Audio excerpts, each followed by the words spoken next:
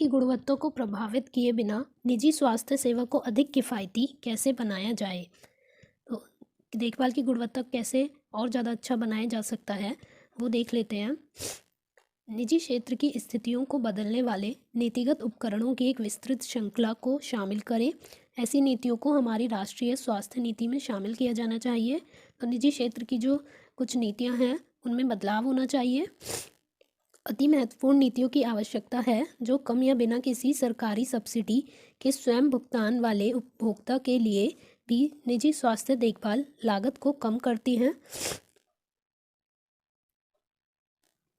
तो ऐसी नीतियों की आवश्यकता है जो सरकारी सब्सिडी पर निर्भर ना हो, अपने स्वयं के बलबूते उपभोक्ताओं के लिए निजी स्वास्थ्य सेवाएं दें।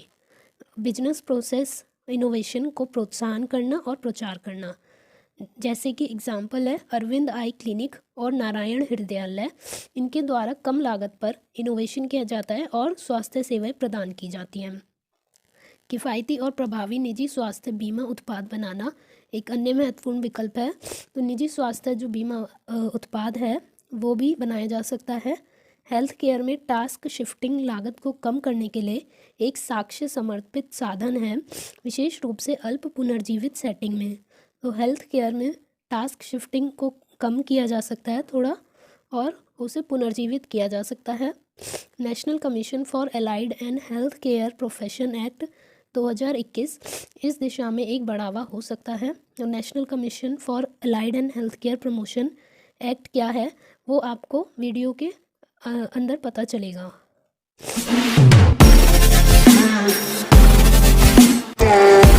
देश के भावी आईएएस पीसीएस अफसरों को मेरा सलाम। दोस्तों, यदि आप हिंदी मीडियम से आईएएस पीसीएस की तैयारी कर रहे हैं तो द हिंदू के एडिटोरियल्स हिंदी में आपको नहीं मिल पाते होंगे, इसलिए द हिंदू के एडिटोरियल्स का एनालिसिस करके मैंने हिंदी में आपके सामने रखने का प्रयास किया है। मुझे उम्मीद है कि यह आपकी तैयारी में बहुत मददगार साबित होगा। तो दोस्तों चलिए शुरू करते हैं। आज का एडिटोरियल एनालिसिस है निजी स्वास्थ्य सेवा के संकट को कम करना। तो यह मुख्य सामान्य अध्ययन पेपर यानी मेंस का पेपर 1 और 2, जिसमें स्वास्थ्य और शिक्षा से संबंधित पॉइंट दिया गया है, उस पर आधारित है। लेख हाइलाइट्स देखते हैं। अपने सकल घरेलू उत्पाद के प्रतिशत के रूप में भारत का सार्वजनिक स्वास्थ्य व्यय 1.28% और स्वास्थ्य के लिए समर्पित सामान्य सरकारी व्यय का हिस्सा 4.8 सबसे गरीब देशों के समान है। तो आप देख लीजिए जीडीपी का केवल 1.28% ही स्वास्थ्य में जाता है, तो ये कितना कम है। मुद्दे पर अंतर्दृष्टि डालते हैं। संदर्भ स्वास्थ्य सेवाएं, यह बीमारी और चोट की रोकथाम के लिए शिक्षा, नीति निर्माण और अनुसंधान के माध्यम से समुदायों की सुरक्षा और स्वास्थ्य में सुधार करना है। अब हेल्थ केयर में जो निजी क्षेत्र है यानी प्राइवेट हॉस्पिटल्स हैं उसके बारे में देखते हैं। तो निजी खर्च स्वास्थ्य पर कुल व्यय का लगभग 60% है। भारत में निजी क्षेत्र बिखरा हुआ है, अर्थात ग्रामीण और शहरी क्षेत्रों के बीच जो निजी हॉस्पिटल हैं, प्राइवेट हॉस्पिटल्स, उनके बीच बहुत अंतर है, क्योंकि ग्रामीण गाँव में जो है कम होते हैं प्राइवेट हॉस्पिटल और शहरों में ज़्यादा होते हैं। तो इसलिए वो प्राइवेट हॉस्पिटल्स अपने बाज़ार के अकॉर्डिंग इस्टेब्लिश करते हैं। आय असमानता, पिछड़ापन और अंडर रेगुलेशन निजी क्षेत्र को कई संगठनों में अंतर करने के लिए प्रोत्साहित करता है। प्रत्येक अपने स्वयं के ग्राहक आधार की सेवा करता है। निजी क्षेत्र जो है वो अपने फ़ायदे के हिसाब से ही वो इस्टेब्लिश करता है। निजी क्षेत्र अत्यधिक महंगा होता है। देखभाल की गुणवत्ता को प्रभावित किए बिना निजी स्वास्थ्य सेवा को अधिक किफ़ायती कैसे बनाया जाए। तो निजी क्षेत्र की स्थितियों को बदलने वाले नीतिगत उपकरणों की एक विस्तृत श्रृंखला को शामिल करें। जो निजी क्षेत्र की स्थितियां हैं उनको थोड़ा नीतिगत उपकरणों को बदला जाना चाहिए, उनमें सुधार होना चाहिए और हमारी राष्ट्रीय स्वास्थ्य नीति में उसे शामिल किया जाना चाहिए। दूसरा है कि अति महत्वपूर्ण नीतियों की आवश्यकता है जो कम या बिना किसी सरकारी सब्सिडी के स्वयं भुगतान करने वाले उपभोक्ता के लिए भी निजी स्वास्थ्य देखभाल लागत को कम करती है। तो जो स्वयं भुगतान करने वाले कुछ संगठन हैं वो भी इसमें योगदान दे सकते हैं। बिजनेस प्रोसेस इनोवेशन को प्रोत्साहन और प्रचार करना, जैसे कि एग्जाम्पल अरविंद आई क्लिनिक और नारायण हृदयालय, इनके द्वारा कम लागत वाले इनोवेशन किए जाते हैं। किफ़ायती और प्रभावी निजी स्वास्थ्य बीमा उत्पाद बनाना भी एक अन्य महत्वपूर्ण विकल्प है। तो स्वास्थ्य बीमा उत्पाद जो सस्ता हो, किफ़ायती हो, उसे बनाया जा सकता है।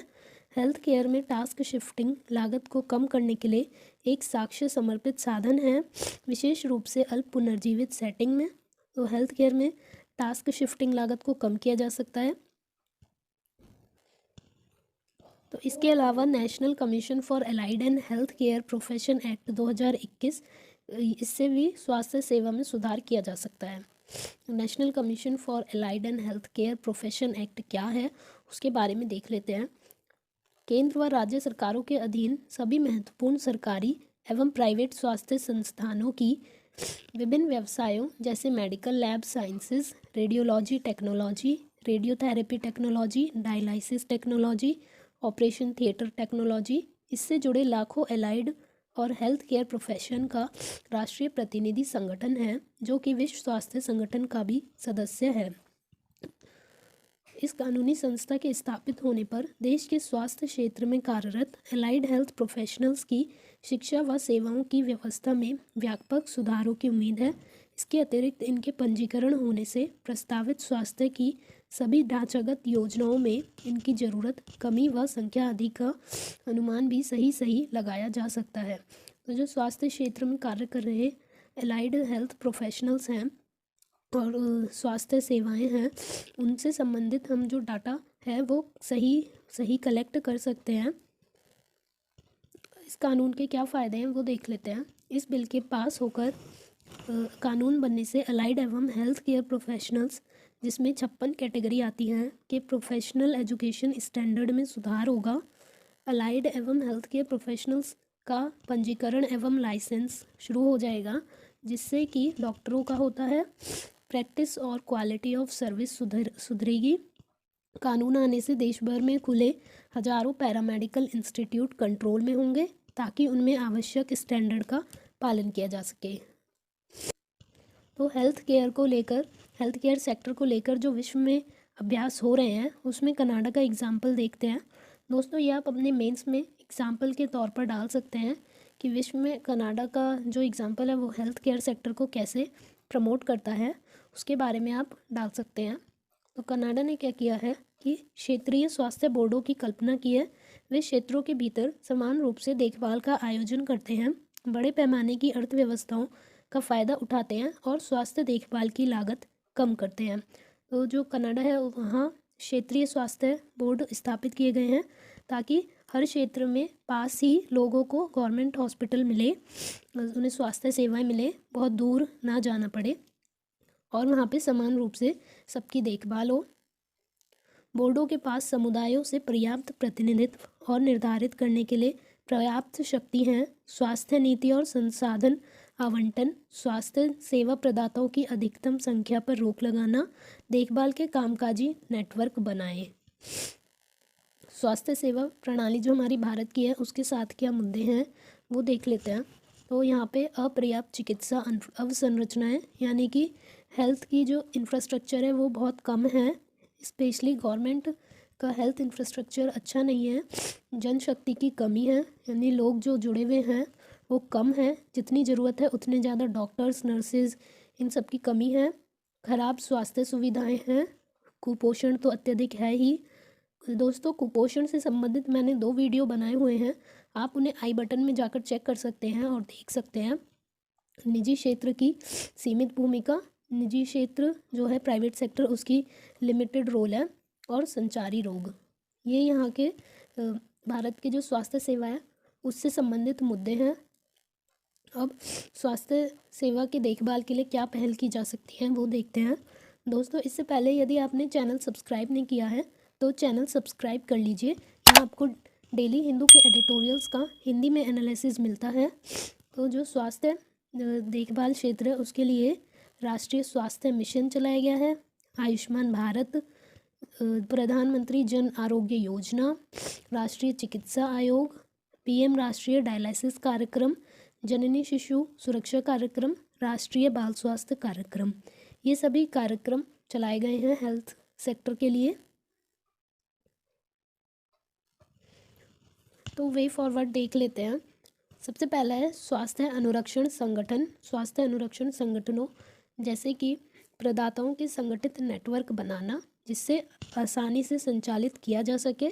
ये हाल की नीतिगत घोषणाओं में इसकी कल्पना की गई है। तो जो हेल्थ मैनेजमेंट ऑर्गेनाइजेशंस हैं इन्हें बढ़ावा मिलना चाहिए ताकि हॉस्पिटल्स वगैरह का इंफ्रास्ट्रक्चर आसानी से और ज़्यादा चले, संचालित किया जा सके। पीपीआई कुछ परोपकारी संगठनों तक ही सीमित है और मुख्य धारा की नीति या अनुसंधान पर बहुत कम ध्यान देते हैं। ऐसे संगठनों को बढ़ाया जाना चाहिए और नीति या अनुसंधान पर भी ध्यान देना चाहिए। निजी क्षेत्र में इस तरह की अभ्यास भूमिकाओं की समवर्ती मुख्य धारा के साथ स्वास्थ्य नीति पर जोर देने के साथ नर्सों और संबद्ध कर्मियों के अभ्यास के दायरे को बड़ा करना। तो जो निजी क्षेत्र का है हॉस्पिटल्स वगैरह उनके साथ साथ नर्सों और कर्मियों को भी बढ़ाया जाना चाहिए। उनका रोल उनको ज़्यादा अच्छे से ट्रेन करना चाहिए। प्रतिरोध को शांत करने के लिए मजबूत राजनीतिक इच्छा शक्ति और अनावश्यक प्रतिबंधों को हटाने की ज़रूरत है। चिकित्सा शिक्षा में प्रवेश बाधाओं को कम करने के लिए हाल ही में कई कदम उठाए गए हैं। पिछले एक दशक में चिकित्सा शिक्षा की लागत में तेज़ी से वृद्धि हुई है। सस्ती निजी स्वास्थ्य सेवा केवल मजबूत सार्वजनिक स्वास्थ्य सेवा के पूरक के रूप में आनी चाहिए, जबकि बदले में सरकारी स्वास्थ्य व्यय की दक्षता बढ़ाने में एक पूरक प्रभाव पड़ता है। तो जो निजी हेल्थ केयर सेक्टर है उसके साथ साथ जो गवर्नमेंट हेल्थ केयर सेक्टर है उन दोनों को मिलकर काम करना चाहिए और जो सरकारी स्वास्थ्य व्यय है उसका जीडीपी का हिस्सा बढ़ाया जाना चाहिए। तो ये आपके वे फॉरवर्ड थे। दोस्तों यहाँ पे एडिटोरियल समाप्त होता है। अब आपके लिए एक अभ्यास के लिए प्रश्न है। कल्याणकारी राज्य की नैतिक अनिवार्यता होने के अलावा सतत विकास के लिए प्राथमिक स्वास्थ्य संरचना एक आवश्यक पूर्व शर्त है। विश्लेषण करें। ये तो यूपीएससी 2021 का क्वेश्चन है। आपको इसका अभ्यास करना है, 200 शब्दों में लिखना है और 10 अंक का है। दोस्तों कल आपको जो वीडियो दिया था उसमें एक एमसीक्यू दिया था प्रैक्टिस के लिए, उसका सॉल्यूशन देख लेते हैं। यदि आपने वो वीडियो नहीं देखी है तो आप डिस्क्रिप्शन बॉक्स में लिंक दिया गया है, वहाँ से जाकर देख सकते हैं। मैंने वहाँ पे एक प्रैक्टिस एमसीक्यू दिया हुआ है। उसका जो सॉल्यूशन है वो सी है उसका आंसर। आर्टेमिस कार्यक्रम एक रोबोटिक और मानव चंद्रमा अन्वेषण कार्यक्रम है जिसका नेतृत्व संयुक्त राज्य अमेरिका के नासा के साथ साथ 3 भागीदार एजेंसियां, यूरोपीय एजेंसी, जापान की एजेंसी और कनाडा की अंतरिक्ष एजेंसी काम करती है। आर्टेमिस कार्यक्रम 1972 में अपोलो 17 मिशन के बाद पहली बार चंद्रमा पर मानव उपस्थिति को फिर से स्थापित करने का इरादा रखता है। कार्यक्रम के प्रमुख घटक स्पेस लॉन्च सिस्टम, ओरियन अंतरिक्षयान, चंद्र गेटवे अंतरिक्ष स्टेशन और वाणिज्यिक मानव है लैंडिंग सिस्टम। कार्यक्रम का दीर्घकालिक लक्ष्य चंद्रमा पर एक स्थायी आधार शिविर स्थापित करना और मंगल ग्रह पर मानव मिशन की सुविधा प्रदान करना। आज का प्रीलिम्स का प्रैक्टिस क्वेश्चन देखते हैं। दोस्तों आपको इसका कमेंट में आंसर देना है, कमेंट में ज़रूर आंसर दीजिएगा। G20 डेवलपमेंट वर्किंग ग्रुप के संबंध में निम्नलिखित कथनों पर विचार करें। पहला कथन है DWG G20 सदस्य देशों के एक साथ आने और बहुपक्षवाद को प्राथमिकता देने और विकासशील देशों, सबसे कम विकसित देशों और द्वीप देशों में विकास संबंधी मुद्दों पर चर्चा करने का एक मंच है। दूसरा, बाली में आयोजित G20 शिखर सम्मेलन में जवाबदेही ढांचे को बढ़ावा देने के लिए DWG द्वारा आसियान सहमति को अपनाया गया था। तीसरा है DWG को सतत विकास के लिए संयुक्त राष्ट्र 2030 एजेंडा से संबंधित सभी G20 देशों में नीतिगत कार्यों के समन्वय और निगरानी का कार्य सौंपा गया है। इसके ऑप्शंस ये दिए गए हैं, केवल 1 और 2, ए का, बी केवल 2 और 3, सी केवल 1 और 3 या फिर डी उपरोक्त सभी। आप सबको इसका आंसर कमेंट करना है। दोस्तों अब इस वीडियो का PDF आपको डाउनलोड करना है तो डिस्क्रिप्शन बॉक्स में लिंक दिया गया है और PDF का पासवर्ड है HEALTHVAI HEALTHVAI। दोस्तों वीडियो पसंद आया हो तो लाइक करें, शेयर करें और चैनल को सब्सक्राइब